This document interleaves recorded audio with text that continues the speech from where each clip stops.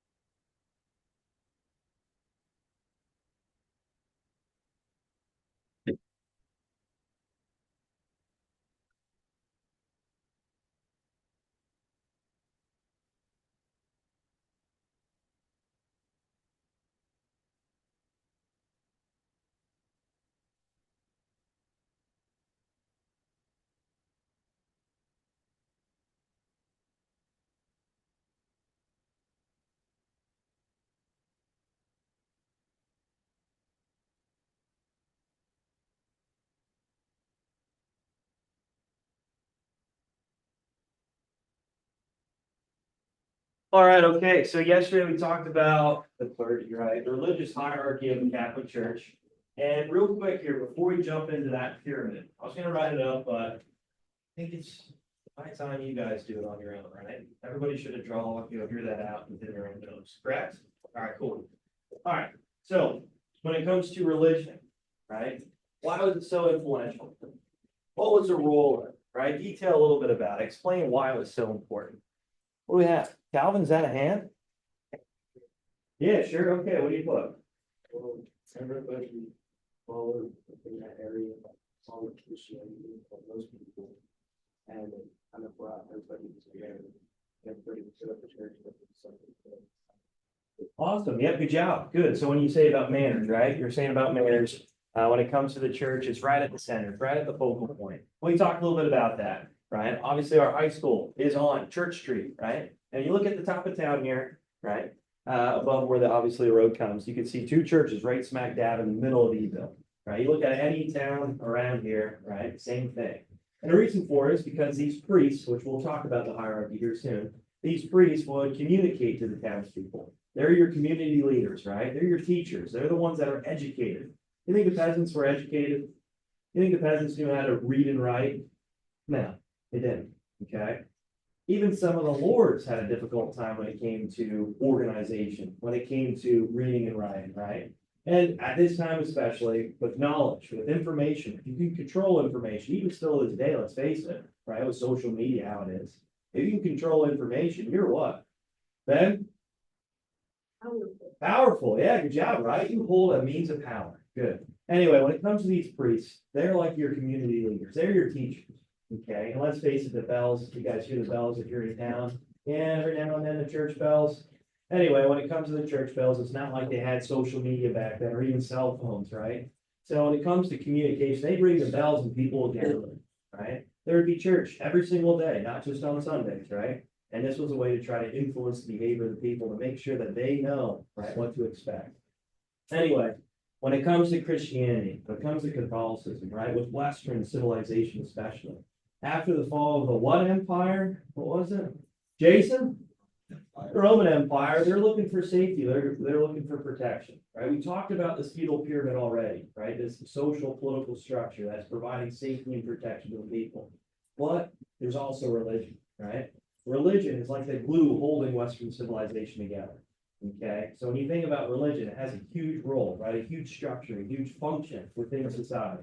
even still to this day, right? Obviously not as strong as what it once was. But you can't talk about Western civilization. You can't talk about democracy without religion and how it has a strong role with it. So Christianity especially, okay? So I want to make sure I mention that and I talked about it. All right, real quick, let's start at the top here. So when it comes to the top of the religious hierarchy, who's at the very top of the Catholic Church? Go ahead, Elena. The Pope. Yep, good job. So the Pope's at the very top. And what is his role? What is it?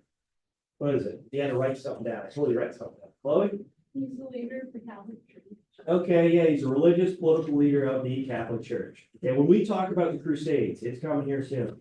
Right, he's gonna issue these crusades and take back the Holy Land, right, Jerusalem, from these Islamic Muslims, Islamic raiders, right? And his goal is to try to dominate that land, get it back for Christianity, okay?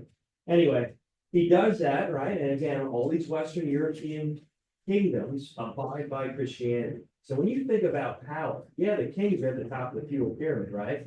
But who's really in charge of these kingdoms? Who's really at the highest point when it comes to Western civilization up to this point? Who's at the very top? Elena, the Pope, right? The Pope is, okay, good. All right, who's underneath the Pope? So as we're looking down the pyramid, I showed you that yesterday. Who's underneath the Pope? Go ahead, Naomi. Yeah, the Cardinals, good job. What are the role of Cardinals? What do they do? Brody? They can vote in there, but All right, yeah. Yeah, sorry, I cut you off there. Do you have anything else to add? Yeah, okay, so they assist the Pope, obviously, right? When it comes to certain policies, when it comes to certain teachings and preachings for the whole Western civilization at this point, all these Western European countries, right? They're gonna assist the Pope. But also, yeah, Brody, what else do they do? What can they do? they can move on. Yeah, they can impeach them, right? You guys ever hear impeachment means, okay, it means like booting someone out. Maybe they're not holy enough, right? Maybe the Pope's teachings are straying off of the Catholic Church doctrine, right? So they have the ability to say, yeah, beat it. We're gonna choose someone else. So in other words, too, with that role, they have the ability to choose another Pope. You guys write this down? Ben, you have all this? Okay, all right, okay. So there are your Cardinals. Good, right underneath the Pope. Good. All right, who's underneath the Cardinals? Who's next? Jenna, The bishop. the bishops. Yeah, good job. What's their role? What do they do? What do these bishops do? Blake? They're the middle. They're the middlemen. Okay, good job. The middlemen between who? Okay, the king of all these kingdoms, right? There's a lot of kingdoms all throughout Western Europe. You look at the presentation, that second slide, there's all these kingdoms all throughout Western Europe. Okay, they hold a lot of power, obviously, right? But the bishop's the middleman between the king and who? Who, Jenna? The Pope. Yeah, good job. You guys know what I mean by a middleman? A middleman, a person that communicates orders, right? From a higher power, say the Pope, to these kings of all these kingdoms. Okay, so there's a bishop appointed to each kingdom throughout Western Europe. Right, so when you look at that map, right, on that second slide of the presentation, it's like, oh, okay, each and every single one of these kingdoms has a bishop appointed to it. Okay.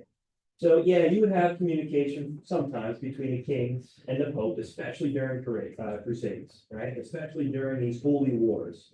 Well, the bishop is actually the one directing, right, these policies of the Pope to the kings. Does that make sense? Okay.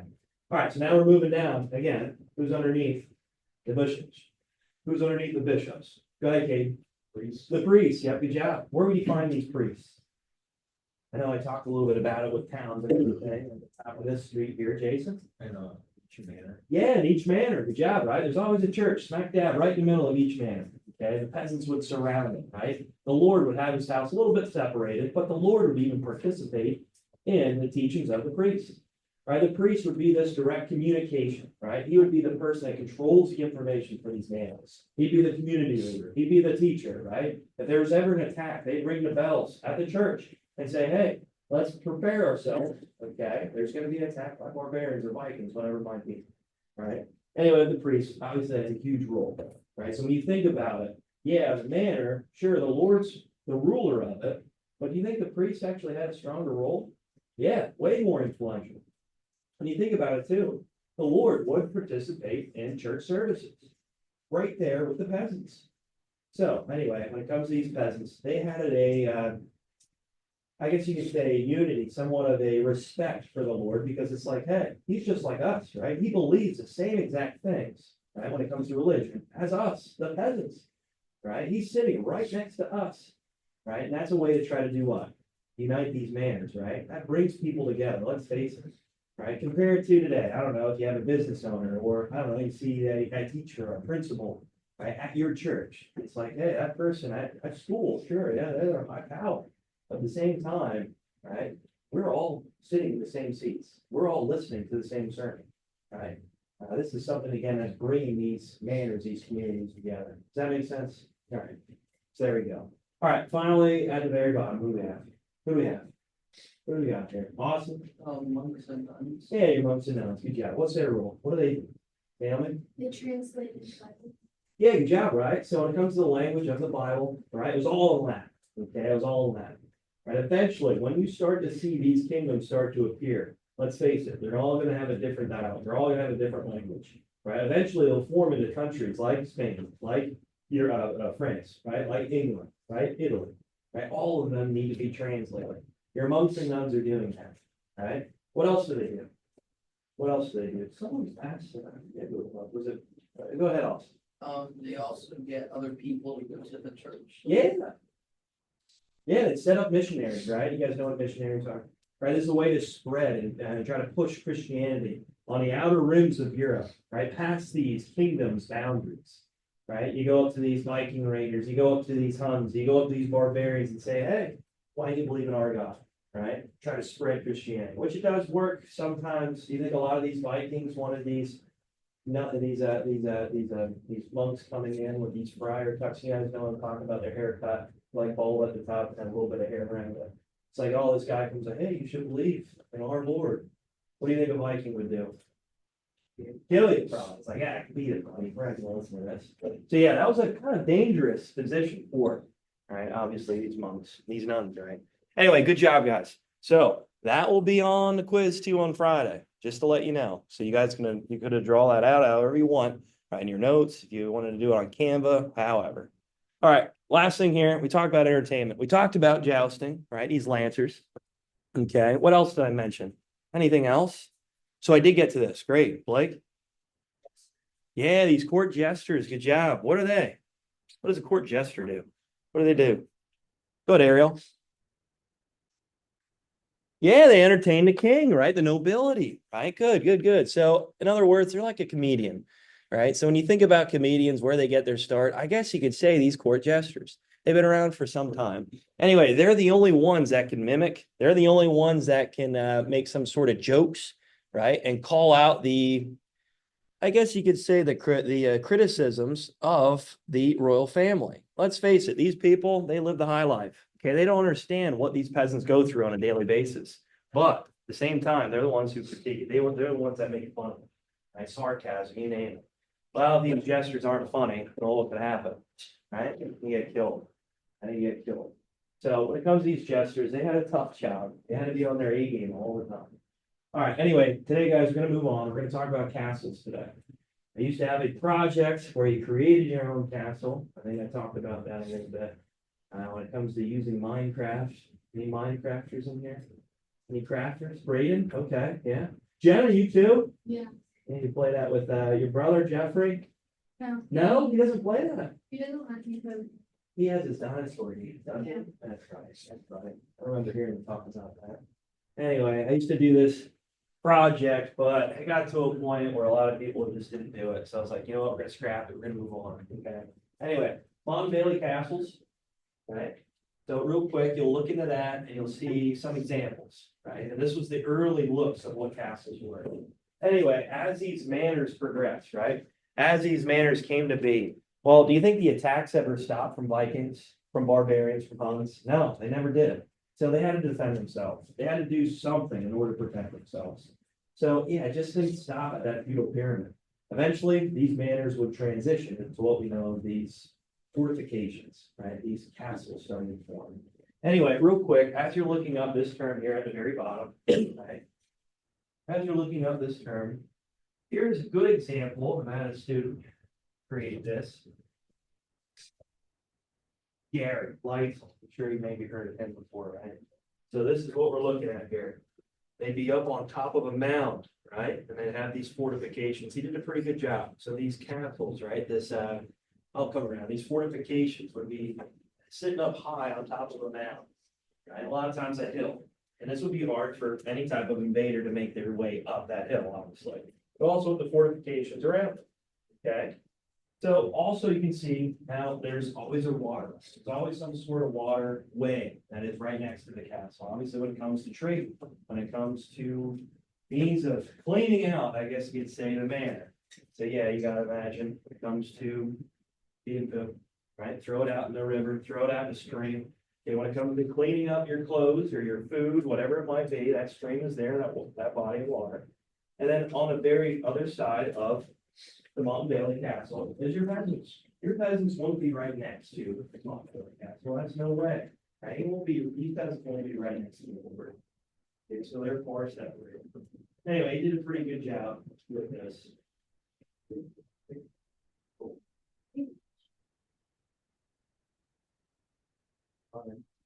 I made them good. Cool.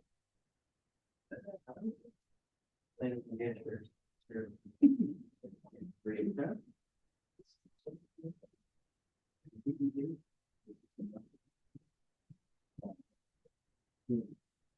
Want to check it out for me? Yeah. Let's see your eye.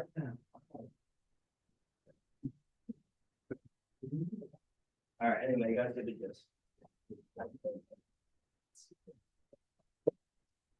All right, so when it comes to the castle, I'm sure you guys understand terms already, like the what? Where would they keep these prisoners? You know, a castle. What is that term called? Throw them right into the what? What?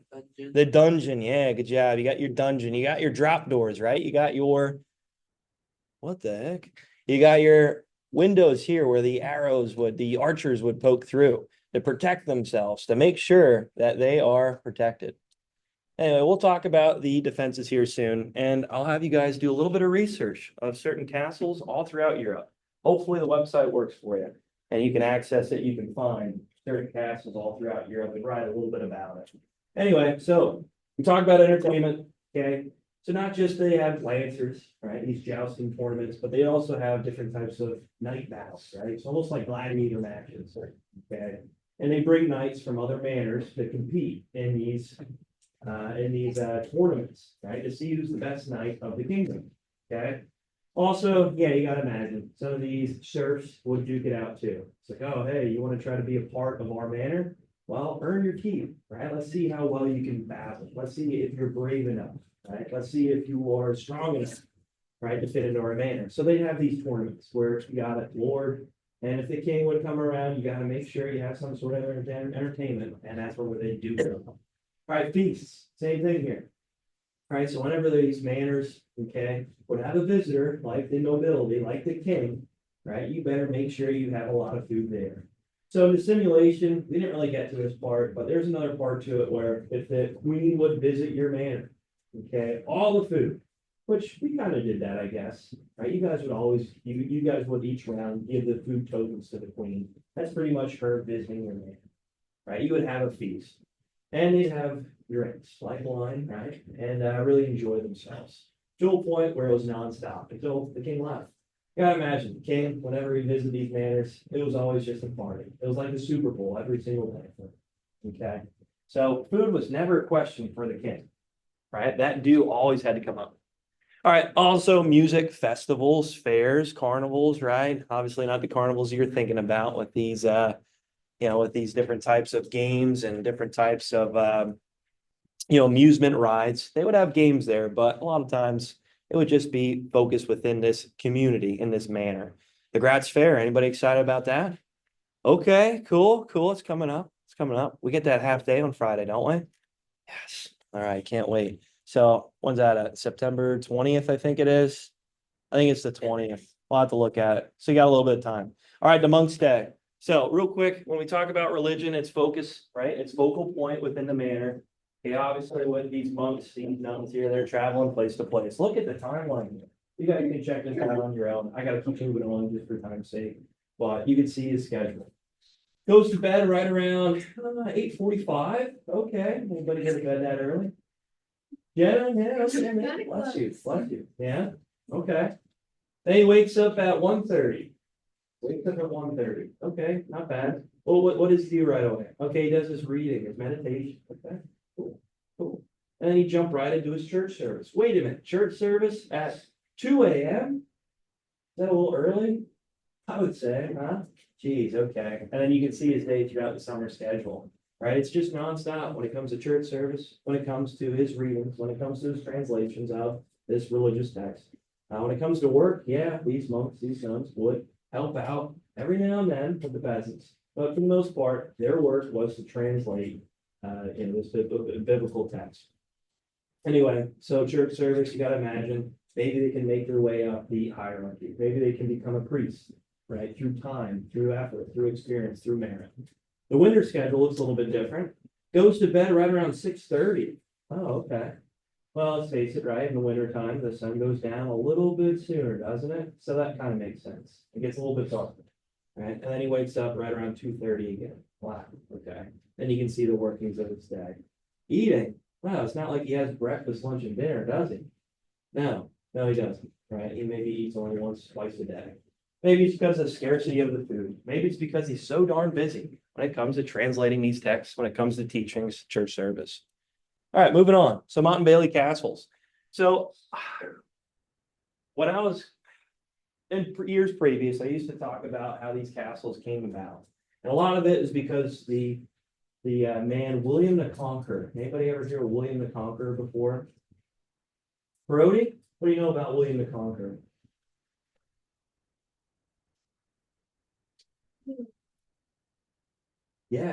Yes, he was. Okay, so when it comes to Normandy, you guys know where Normandy's at? Northern France. I'm sure you heard of it from D-Day invasion, huh? So way back before the D-Day invasion, these Normans, these Vikings, kind of intermixed within some of these kingdoms within France. And we'll talk about this here soon with Charlemagne, right? I'm sure you maybe heard of Charlemagne before. Charles, okay? Anyway, when it comes to William the Conqueror, as he takes over England, so he literally sails across the English Channel and he takes over the Rock of England. So William the Conqueror takes over. So in order to try to protect this from other Viking raiders, from other, Huns and barbarians, the idea was you got to protect your manor a little bit better, right? The idea of just having these peasants, kind of just put out spears and maybe some swords here to protect from these other Viking raiders, it wasn't enough. They had to do something else. So this is where you see the creation of castles. And this is what the first view of castles were like.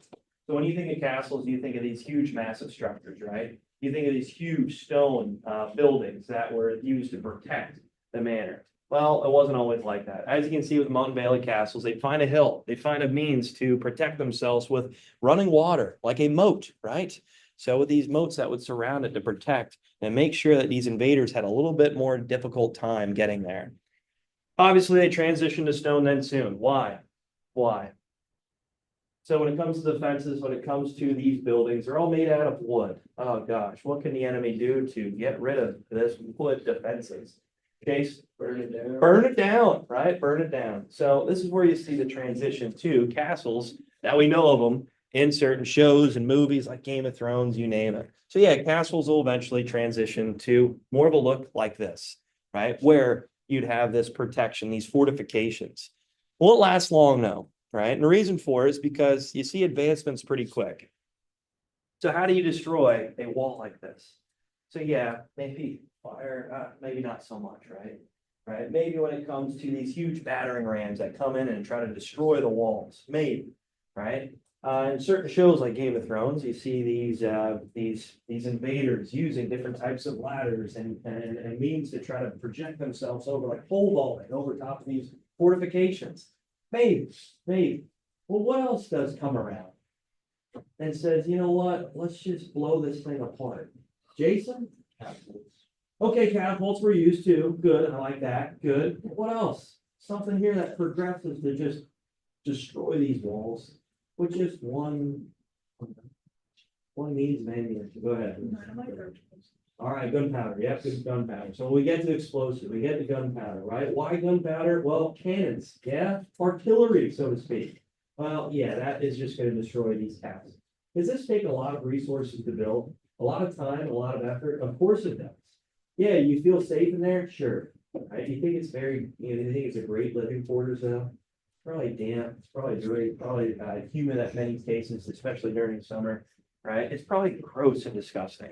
Anyway, so when it comes to these castles, you can see how, well, a lot of times they did protect you, but once gunpowder comes around and cannons and artillery, then the game changes. Okay, castles just doesn't seem like it's a means to protect yourself anymore. It's a lot of money to build these things. All right, real quick, guys. I'm going to end there. I'm going to talk about the Franks more tomorrow. Here's your assignment for today. So, medieval castle assignment. Again, I used to have you guys create your own castles. Anyway, we'll watch the video.